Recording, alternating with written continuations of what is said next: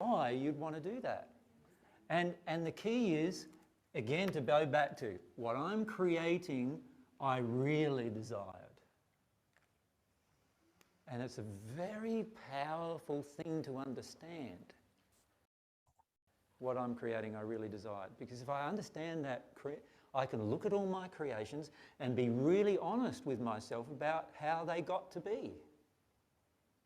But if I neglect that, if I neglect what I create, and I just say, no, I didn't want to create that, I didn't want to create that, don't be silly, right? If I say that to myself, I'm now neglecting the fact that I've got all these desires in me that created it. And do you know what the rest of my life's going to be like?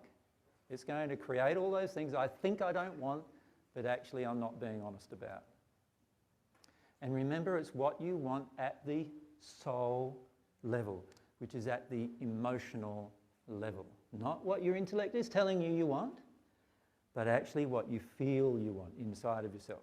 Now, many of you have come up to me and said, oh, I want a loving relationship. And I ask, are you in a loving relationship? And you go, no. So you don't want one. Be honest about it. Come up to me instead and say, I don't want a loving relationship. How do I get a desire to have a loving relationship? That's more honest, rather than coming up and saying to me, oh, I want a loving relationship, but you're not in one. Many of you come up to me and say, I want my soulmate.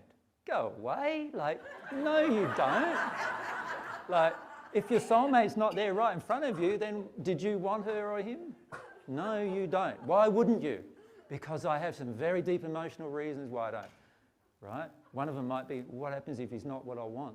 Like, that's a big emotional reason, is it? But fear of what it is. What happens if he comes along, right, and he changes my life? Whoa, like, what happens if, like, I actually give him my heart? No, it's better to have control of your heart, right? Got control of your heart, you've got control of your life, you can control everything then. You don't need to give anybody your heart, right? So this, or it might be like, what happens if I'm open and vulnerable and he knows all of my secrets? Like, you can see how there'd be lots of emotions at play with regard to why I'm rejecting my soulmate from my life. So we need to be very honest. And the way that we're honest is we go, all right, what I have right now is what I created. I created it because I truly desired it. The law of desire is always at work, and I created it because I truly desired it. What distorted desire would cause this creation? What unloving desire in me would cause this creation? And then when I start digging deeply, I can be honest about a lot of my desires. And wow, I don't want to be open and vulnerable to the opposite sex. Why would I want that? I don't want to be in a loving relationship where I feel like I'm being controlled. I don't want that. I don't want to have to give up my life for some fella. I'm sick of that.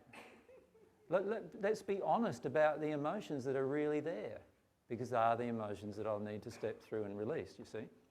So what I desire, I create. That is a very, very important principle, and I can't stress that enough to you. It gives you a lot of control, ironically, over your life in a soul-based, joyful way, in the sense that you can look at your creation and say, wow, I created that. Isn't this wonderful? I created that. Isn't this wonderful? I created this lack of abundance. I'm a pretty powerful creator, right? I created this lack of abundance, and it's because of all these emotions that I have that I created this lack of abundance. You know, this emotion that if I had anything else, Daddy wouldn't love me anymore. And so forth, you know, whatever is going on. Or I created this no soulmate in my life. I'm a powerful creator. Hey, you've got to be pretty powerful to create no soulmate in your life. No, let me illustrate that for you. Remember I said to you that there's two halves of the soul.